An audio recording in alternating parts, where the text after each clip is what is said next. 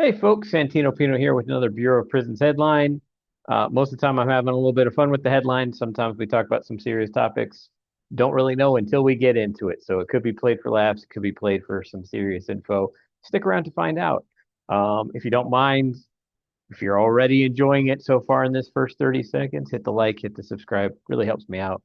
But new headline, well, recent headline, I should say. This is about 13 years old by 13 years, 13 days old by the time I'm getting to it is a House bill intended to help the Bureau of Prisons prevent heat and cold stress issues. And we are right now in the middle of the 3 months of Phoenix weather where the sun tries to kill you, right? And there's a couple states with that, but I think Phoenix is just a few 100,000 more miles closer to the sun than any other state on the planet.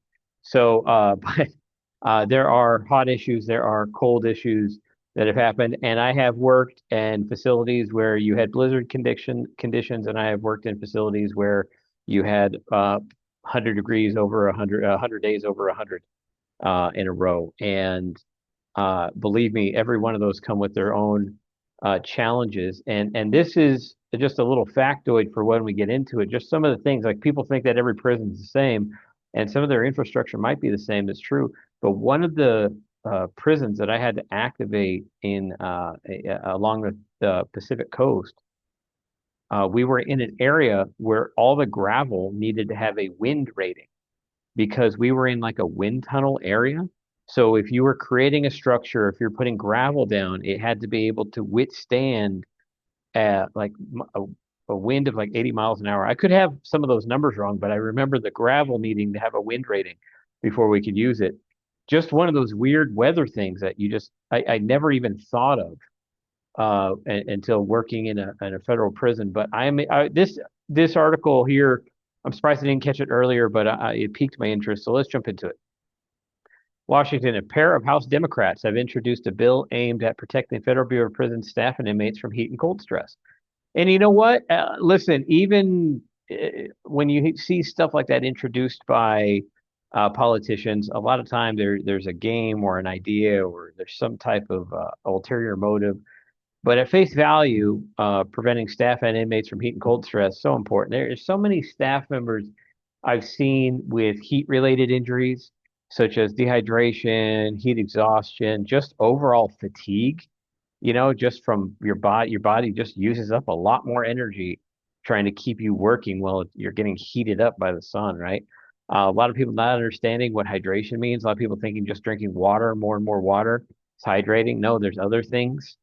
And as you hydrate, as you drink water, if you don't add in the electrolytes that you need, you're also diluting them by just adding distilled or purified water into your system and causing yourself to get more dehydrated by drinking water. And it's just I wish that would get talked about more often, right? Just especially in some of the hotter states along the southern part of the United States. But let's talk about some more of these. So, extreme temperatures inside federal prisons can pose life-threatening risks. A press release from the office of Alma Adams says incarcerated individuals have limited ability to insulate themselves, and staff face occupational hazards that are routinely unregulated. Many BOP facilities lack basic climate control, leaving people in cells where temperatures can reach deadly levels during record heat waves and winter freezes. And I'm actually in fact, I'm gonna put it should be above me right now, maybe, or in the general vicinity. My last video where I was talking about a different representative of the same party but a different state. That I mean, you're complaining here about facilities that lack basic climate control, right? So it's a budgetary concern. In some facilities, the Bureau of Prisons has decided to shut those ones down that just no longer kind of meet they no longer meet new build standards, right? So they cost a lot more money to maintain, and so they're getting rid of them. So here you have somebody like, why do we have this facility if we have limited climate control? And on the it's for someone from the same party, it's like pretty much like, okay, this building doesn't have climate control. Why aren't we adding it in? Like it's just some politicians are never happy. It's okay. Back into it. All right. Face occupational hazards. Um, so inmates can properly insulate themselves. End of story. Okay. They are given clothing and jackets, and they can purchase sweats, and they have all kinds of things where they can regulate themselves, where they can insulate themselves. The only responsibility that the client does not have is that they do not have climate control over where they are housed or where they are working throughout the day. Only staff have that access. And believe it or not, here's what I'll tell you, is that most staff members working in an area don't have the ability to climate control thing. That falls on to the maintenance department of that prison to come in and regulate that, because everything needs to have a memo, everything needs to have an operating procedure. And one day somebody said only maintenance should be able to adjust the thermostat, and that's where we are today with that. Um, but inmates can properly insulate themselves, and I'm not trying to be anti-inmate and pro-staff here, but the other side of what they said in this article is true, is that staff members do have trouble, do have occupational hazards that are routinely unregulated. That I will 100% agree with. Now, I'll get into inmate stuff that maybe isn't covered maybe later on in the article if they address it. But inmates can insulate themselves. It's not even a question. Okay, it doesn't even need to be noted here. It's a fake shock value headline, right? Inmates are not going to freeze to death in a prison unless they choose to, and that's still going to be near impossible. But with staff members, the problem is that many staff members are not educated in the proper boots, the proper equipment, what they need to wear in a uniform. Like, I had never worked in snow before I got sent to a federal prison. I was never taught or educated on what to do in snow. So I would have to proactively ask people what I should do, what I should wear, what type of boots I should get, because I was so used to working in Arizona, where the majority of Arizona, you're trying to dissipate heat from your body, right? You're trying to get rid of heat most of the time. You're wearing breathable things. You're wearing boots with lots and lots of vents in them so that hot air can get out of your boots and stuff like that, so your feet don't stink or get stuck in there. I wore a pair of winterized boots for a time, and my feet would be stuck in there at the end of a hot summer day in Arizona. So it's knowing the right equipment, and that can be covered really in what's called an IF or ICT training in the Federal Bureau of Prisons. That first week when you get somebody there is just housekeeping and climate concerns of that individual institution. It's something that I did. The reason I can suggest that, just and not say, oh God, they got to get to it right now, is that I do think most of the ICT instructors. So most of the time, that first 2 or 3 weeks in prison is just classroom for new officers, and they really don't get out there till even the second week to even see it. Right? Baptism, very, very, very, very, very slow baptism, slowing it down. Because and I will give this one away. Why is it done like that? Well, I took I will say, a military veteran, a retired military veteran that had just an astonishing, amazing career that probably you would look at and think is one of the most bravest human beings in the world. And the first day that I took him out onto a prison yard, he tapped me on the shoulder and he's like, "Can you bring me back up front, please?" Yeah, okay. I took him back up front, and he goes, "I can't do it." And he shared with me some fears that he had and why he felt that way. And you know what? I always took it. Some guys look at that as weakness. I look at that as a strength. The fact that that guy was willing to tell. That's somebody I don't want on the yard. If they're constantly in fear, I don't want them out there because it's going to limit their ability to do the job.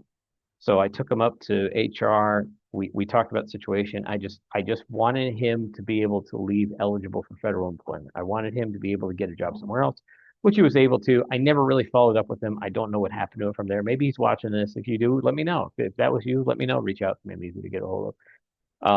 So just different environmental concerns, but that first 2 or 3 weeks in classroom at a federal prison, I would address environmental concerns of the area. Sometimes I do a lot of storytelling about different environmental things that have occurred and how I prevent them or what I'm looking for, right? I've been on a prison yard where we had a tornado warning, right? And could see physically a tornado forming from the yard, like having to understand that. Worked at a facility where a storm brought down a fence. Worked at a facility where power was knocked out for over a week. That one was probably the biggest logistical nightmare out of all the prison emergencies I've been part of. You would think one of the ones that included violence would have been the problem. No, it was a 7 day power outage. It was all of a sudden your prison that is in modern day America suddenly in 1800s America with the same infrastructure. It was a nightmare. Never seen so many staff had to report to a facility other than that. I've seen emergencies where people died that didn't have that many people there. And then a power outage that lasted a week. So probably get into that here. So the Extreme Temperatures in Justice in Prisons Act introduced by Adams. Has there ever been more of a shock value name to a policy? Okay. Authorize funding for climate control system installation and upgrades in all federal prisons within 5 years with temperature monitors in every cell and workspace. Absolutely not. Absolutely not, for many reasons. Okay, so this is kind of a ridiculous request. Temperature monitors in every cell. Absolutely not. They need a few to cover the space. There's always going to be a gradient. Just because you have your house set to 77 degrees during the summer doesn't mean that each individual room is going to be at 77. It's all going to be a little bit different.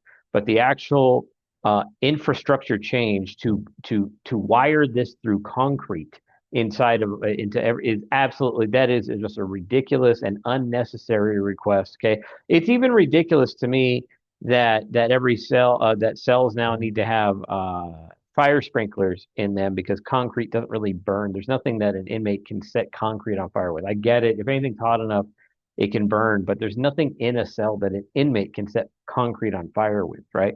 So, if anything, even fire sprinklers inside of cells are more of a nuisance that have become literally a weapon that inmates have used rather than something that is saving anyone's life or preventing a fire in any way. I can tell you right now, 100% of the fire sprinklers that have gone off in a cell in my 14 years that I worked in prison were all triggered by inmates manually. There was none set by fire. I think those needs to go away. So adding in temperature monitor is just another access point for inmates to screw things up. Absolutely not. That is a dumb idea. There are dumb ideas, and that is one of them. Um, Climate control system installation in general areas. I mean, if there's budget for that, yeah. But you want to authorize funding for it. But at the same time, these are the same politicians that voted for lower funding. So it's kind of like we gave you less, but now if you give us what we want, we'll give you some more money, right? And installing climate control systems, yeah, that makes sense. In temperature monitors in every cell does not make sense in any way, shape, or form. I don't think we need to discuss that any further. Okay. All right. Number two, set clear health and safety standards for extreme heat and cold across work, recreational activities, and housing. Okay. I don't know how much of this I can say, so I'm going to say very, very, very little. Okay. There are procedures in place for extreme weather. Now, the thing is, extreme weather doesn't act the same every time, right? It's different every time.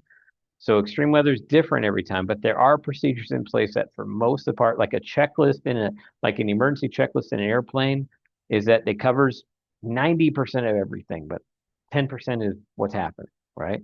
So almost every weather emergency that I've ever had, except for one, was covered in our emergency procedures. The one that wasn't was that 7-day electricity blackout. I know I'm teasing it. I'll get into the story, okay, in a minute.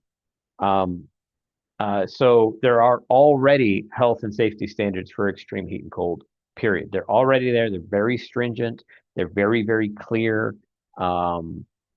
It doesn't need to be necessarily listed here. It just sounds like they added this in because they think there's not one, but there is very, very clear health and safety standards for extreme heat and cold in the Bureau of Prisons in regards to inmates. I do think it's a little bit looser when they talk about the staff. It's not as heavily enforced with staff members because, again, your staff, you're allowed to dress and act however you want. It's just, there's been plenty of times I saw that guy like in 10 degrees wearing a short sleeve button up shirt. Like, you're gonna get sick, dude. No, no, I'm fine. I can handle it. And he calls in sick the next day. Right. So, there should be suggested uniform and all that. Right. Okay.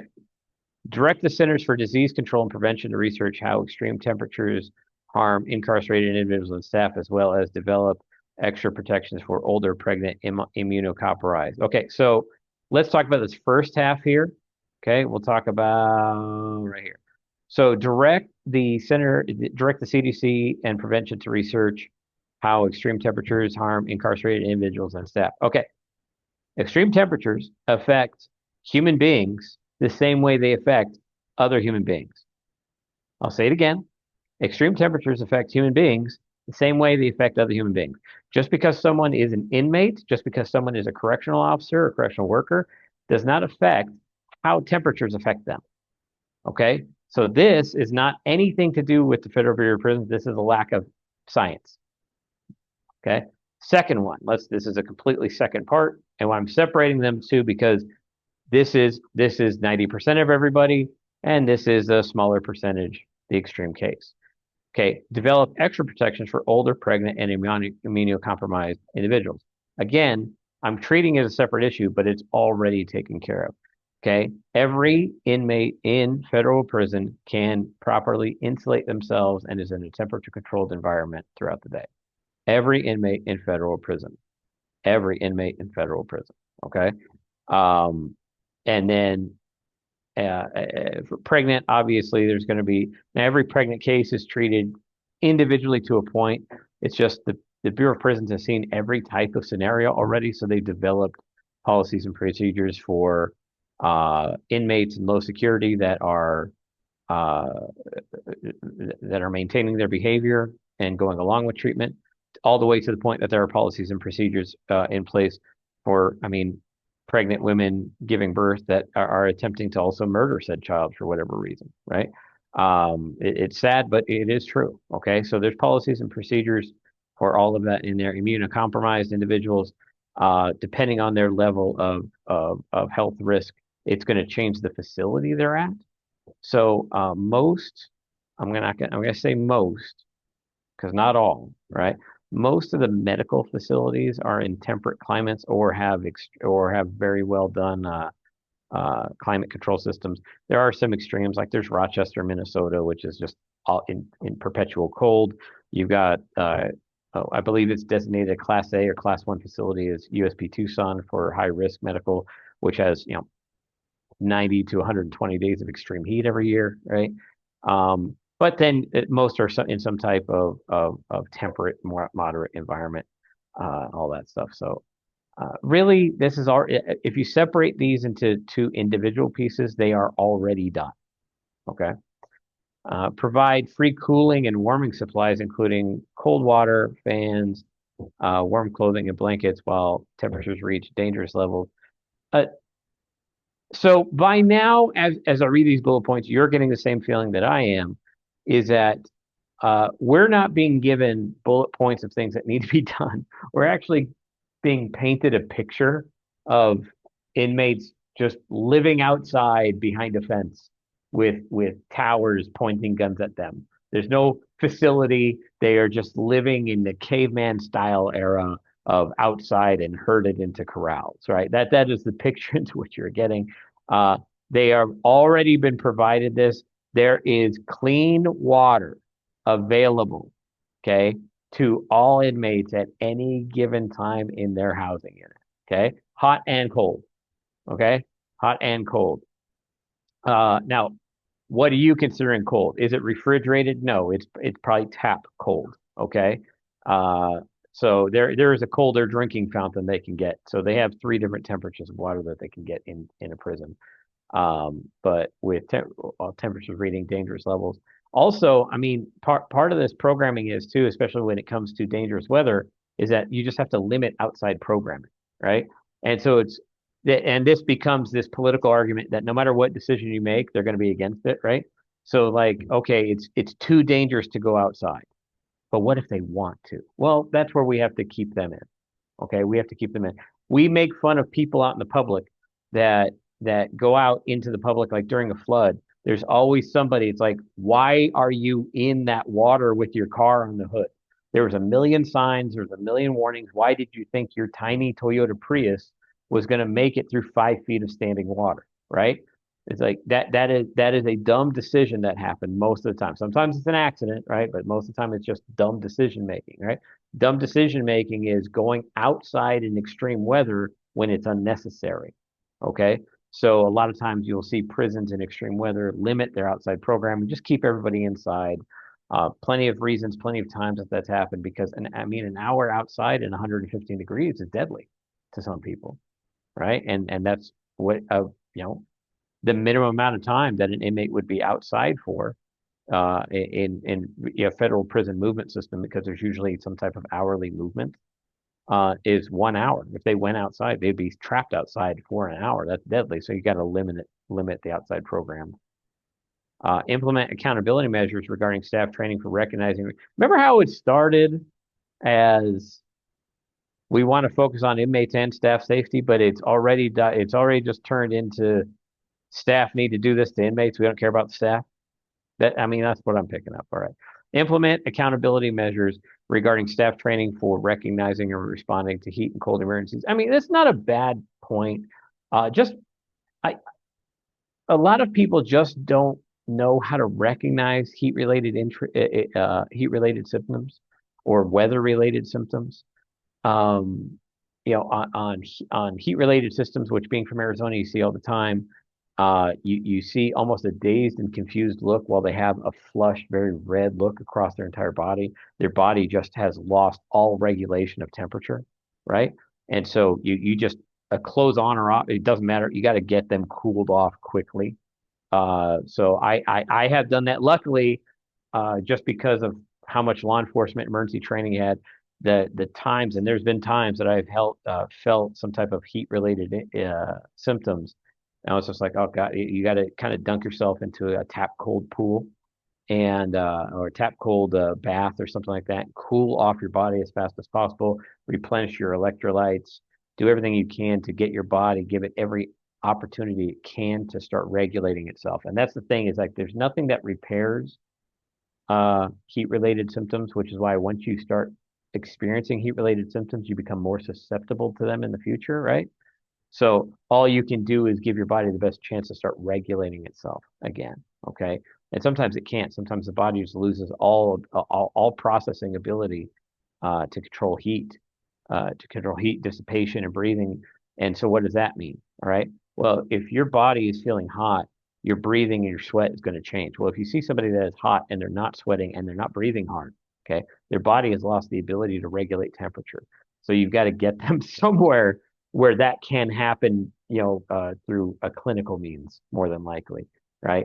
On the cold front, I have never experienced real other than like some very very minor bouts of hypothermia, and I mean minor as in getting the uncontrollable shakes and stuff like that, but never anything where I couldn't just regulate myself with some hot cocoa or something like that afterwards, right?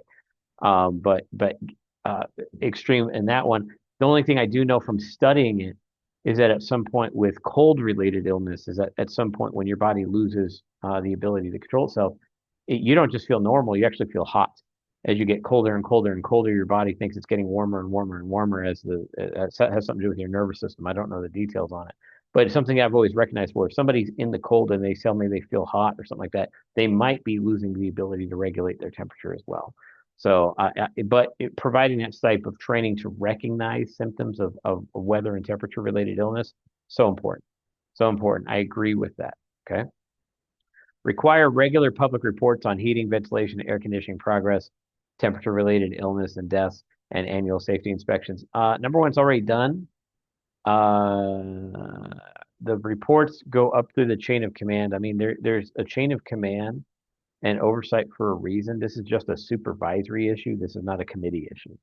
Okay. Committee issues are things that are really for violating people's civil rights. The temperature, if somebody feels a little chilly or a little warm, that's not a violation of civil rights. That's just, you live in a place, you live on Earth where the temperature changes throughout the day.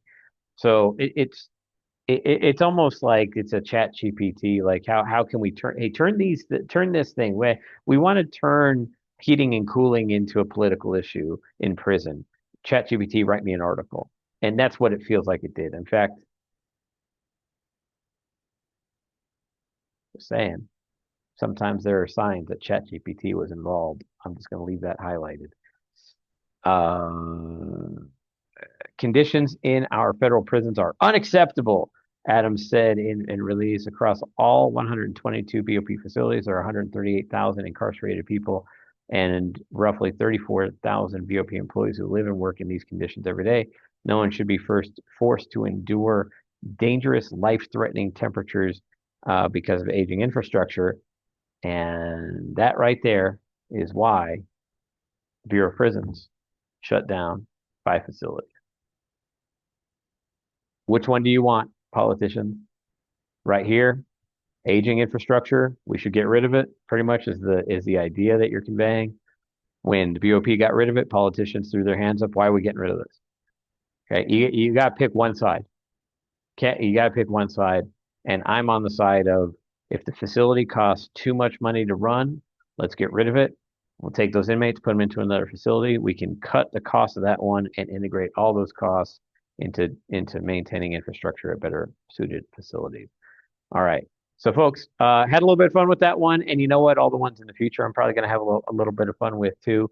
I hope you got something out of that. Please consider subscribing. Really helps me out. Like the video, even if you didn't. You could like it anyway. You can. You know, it mean a lot to me. Appreciate you. Leave a comment. And then my number will flash on the screen here in a moment. If you ever have any TSP questions, folks, any TSP questions, give me a call. I'd love to have that conversation with you. And I will see you the next time BOP is in the headlines. See you next video.